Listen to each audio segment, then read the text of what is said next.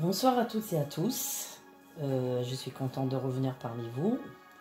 Nous allons à nouveau faire un petit tour pour la France, pour voir ce qui va se passer prochainement, puisque la situation paraît très critique au sujet de ce qui s'annonce prochainement pour le peuple français et aussi bien pour l'Europe. Donc je vais commencer tout d'abord à voir pour la France, ce qu'on voit pour la France.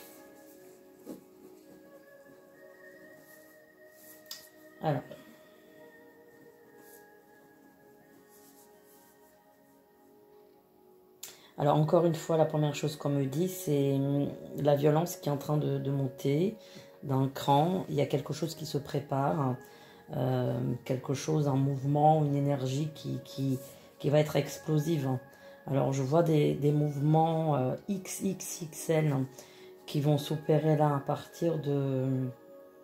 Ça va être prochainement, mais surtout vers mars-avril, ça va être quelque chose de très énorme. C'est-à-dire que il y aura un mouvement, comme je vous ai annoncé la dernière fois, un mouvement qui va prochainement avoir beaucoup d'adeptes et qui va de toutes les façons opérer avec des grèves, des manifestations, mais je pense là à une proportion beaucoup plus forte que celle d'aujourd'hui.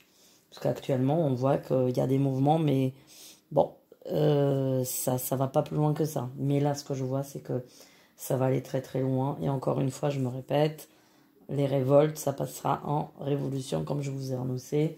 Ça va venir. Hein. C'est juste la préparation. Et pour moi, c'est l'année prochaine que les choses vraiment explosent. Alors, la loi qui doit voter là en janvier, on sait de quoi on parle. Je ne vais pas vous le dire là, vous le savez. J'ai comme l'impression qu'il se passe quelque chose au moment du vote de cette loi.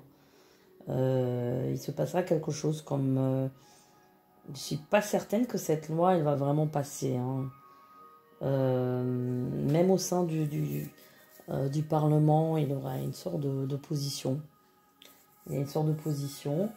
Ce qui est d'ailleurs bizarre, parce que là, ils sont complètement sûrs de la faire passer.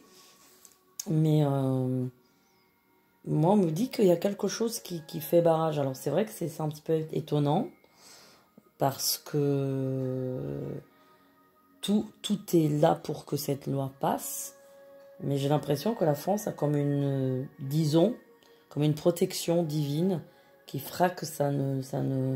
Il y a quelque chose qui se casse. Au moment qu'il se passe cette loi, quelque chose se brise.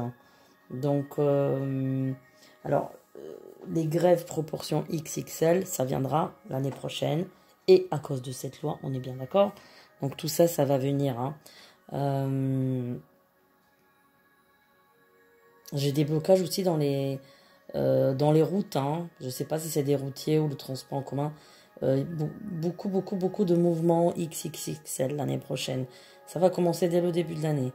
Et rappelez-vous, dans une des vidéos que je vous ai annoncé, qu'il y aura tout ça, encore télétravail et tout ça, comment dire, en presque confinement. Je vous ai annoncé ça il y a, je pense, dans la vidéo d'il y a 6 ou 7 mois de ça.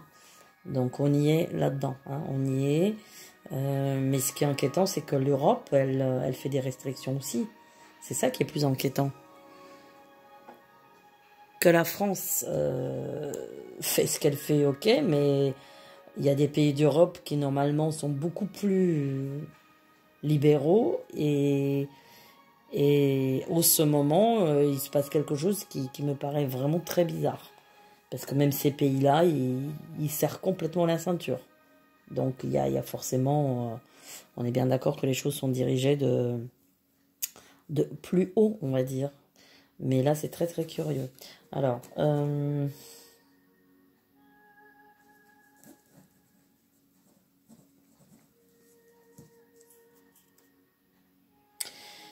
si je m'abuse pas, encore une fois, le printemps va être un printemps, je sais pas si je peux dire printemps 68, hein, mais C'est pas dans ce sens, c'est dans le sens inverse hein, du printemps 68. Mais dans la violence, dans la colère.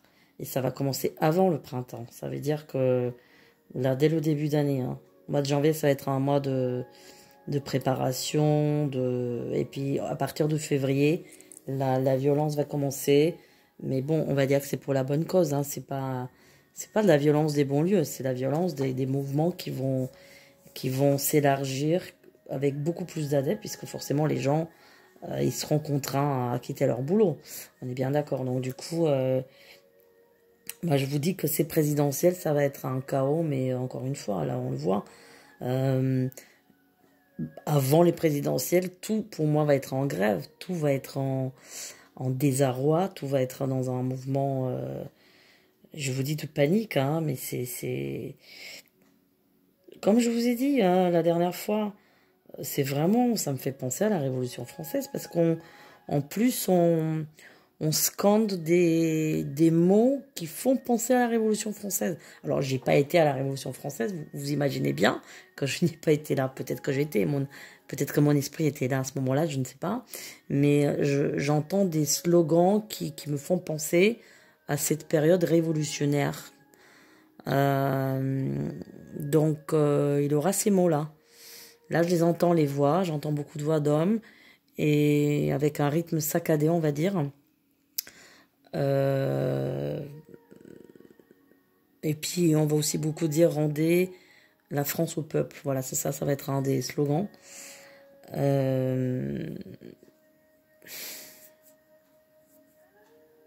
de ce que je vois, je me demande si les présidentielles ne vont pas être annulées. Alors je sais qu'on a traité ce sujet 1000 fois, mais là, si je suis juste dans ce que je vous dis, dans le sens des mouvements, eh bien, les élections pourront être annulées par le peuple. Parce que là, le peuple, il va vraiment se réveiller. Il va vraiment avoir marre qu'on le prend pour un bête. Et je pense que le pouvoir pourra céder pour que ces élections soient annulées. En tout cas, et peut-être reportées à plus tard. Mais ce qui est... Encore une fois, la dernière fois, je vous ai dit quelque chose qui m'étonne beaucoup. C'est que c'est comme si la France, à un moment donné, reste sans pouvoir. C'est ça qui est très bizarre.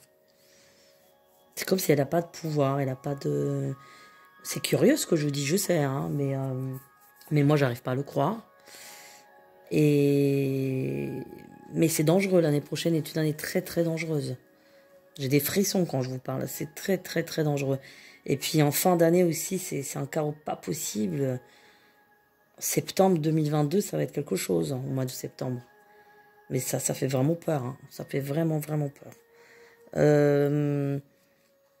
Moi, ce qui me fait peur dans cette affaire-là, c'est que d'accord que les mouvements donc de colère, de contestation, de gens quand même qui sont des gens bien, c'est pas des gens, c'est pas n'importe qui, c'est pas ça qui me fait peur, hein. Ça c'est tout à fait légitime. Mais ce qui me fait peur, c'est que dans ces mouvements, comme dans tous les mouvements, vont se greffer parallèlement des casseurs et de tout ça, des gens de... Voilà. Et ça m'inquiète beaucoup parce que ça peut être un chaos en France pas possible à un moment donné. Comme ce qui s'est passé en Guadeloupe. Mais encore ça a été maîtrisé, vous voyez, on n'entend plus parler. Mais là, ça peut durer un temps, et c'est surtout à l'automne que je vois ça. Parce que ça peut être dangereux, hein. S'il n'y a pas de pouvoir vraiment en France, je ne sais pas pourquoi je vois ce côté pas de pouvoir, comme s'il n'y a pas de pouvoir. Je vois un néant, un trou béant. Je vois un trou noir, si on peut dire ça comme ça. C'est très très curieux comme impression. Et je vois une anarchie, un chaos. Et là, ça c'est très inquiétant parce que là, alors là, c'est la boîte de Pandore pour tous les voyous, quoi. Des gens qui... Ça c'est très très très très dangereux, hein. Très dangereux. Mais moi, je suis sûre de ce que je vous dis. Pour moi, on me donne le mot. Et je vous ai toujours dit, depuis 4 ans, je vous répète ça, la révolution. Il y a une révolution. Vous pouvez appeler ça guerre civile. Mais moi, ça me sonne pas trop. Guerre civile, Ça me sonne pas comme un... Pour moi, c'est révolution. Parce que le peuple, il va se soulever et il va vraiment vouloir obtenir la fin de ce qui se passe, de cette dictature. Il va dire fin de la dictature. Ça, c'est les mots qu'ils vont prononcer. Voilà. Alors.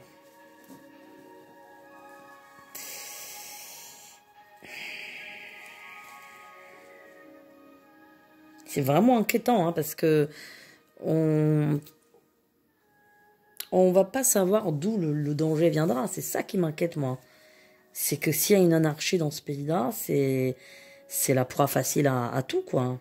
Voilà. Et j'ai encore une fois, rappelez-vous ce que je vous ai dit avant le Covid, ou même temps que le Covid dans la vidéo, qu'il y a un homme qui va venir du peuple. Moi, je ressens un homme qui va être comme un sauveur de la France. C'est un homme qui est brun, pas très grand. Je répète encore la même chose.